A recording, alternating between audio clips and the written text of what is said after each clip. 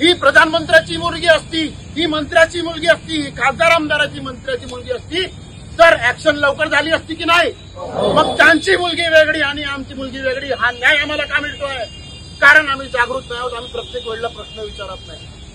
म्हणून आता माडच्या अॅल्युमिनी ग्रुपमध्ये मी आहे, केईएमच्या महाराष्ट्रभरातील नाही तर देशभरातील डॉक्टरांनी हा मुद्दा स्वार्थासाठी नाही, राजकारणासाठी नाही, केवळ आपल्या पगारासाठी नाही किंवा एका घटनेपुरतं नाही तर संपूर्ण जी काही घटनाक्रम या देशामध्ये चाललेला आहे, तुमच्या पोस्ट असतील, तुमच्या ड्युटीवर असतील, तुमच्यावर होणारे अन्याय असतील आणि पेशंटवर होणारे अन्याय असतील.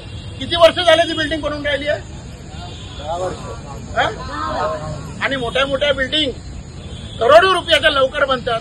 आमचं लक्ष नाही आहे. आम्हाला काय वाटतं हा राजकारणाचा भाग आहे, पण राजकारणाचा भाग आमच्या बहिणीची मुलीची अब्रू लुटत आहे. राजकारणाचा भाग आमच्या मुलीचा जीव घेत आहे. हे जर थांबवायचं असेल तर थोडं थोडं हे जे काही राजकारण चालवलं जातं घाणेरडं, तुमचा जीव घेणारं, तुमचा बलात्कार करणारं, त्याच्याकडे सुद्धा लक्ष द्या आणि त्याच्यावर नियंत्रण करा.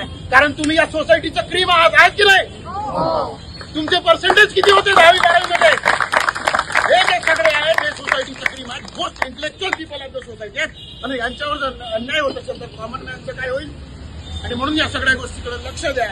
जो भी हुआ कोलकाता के आरजी के हॉस्पिटल में, that was very heinous and very brutal. And हम ये चाहते हैं कि ये घटना किसी के साथ भी ना हो, वो डॉक्टर रहे या नॉन डॉक्टर रहे, किसी भी लड़की के साथ ना हो. और हम जो भी हुआ उसकी कड़ी जांच हम डिमांड करते हैं.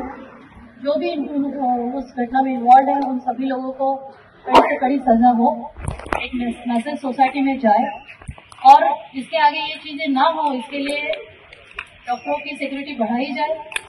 हॉस्पिटल ये वल्नरेबल प्लेसेस हो गए हैं सभी के लिए, और डॉक्टर स्टाफ सारे वहाँ काम करने वाले एम्प्लॉय के लिए, और उनकी सिक्योरिटी बहुत ज्यादा इम्पोर्टेंट है. इसलिए हम डिमांड करते हैं कि ये घटना ना हो और जो भी हमारे देश को चला रहे हैं वहाँ तक हम अपनी आवाज पहुँचाना चाहते हैं कि जो सबसे नोबल प्रोफेशन में है अगर उनको ये झेलना पड़े तो आप सोच सकते हैं कि सामान्य लोगों की क्या हालत होती होगी.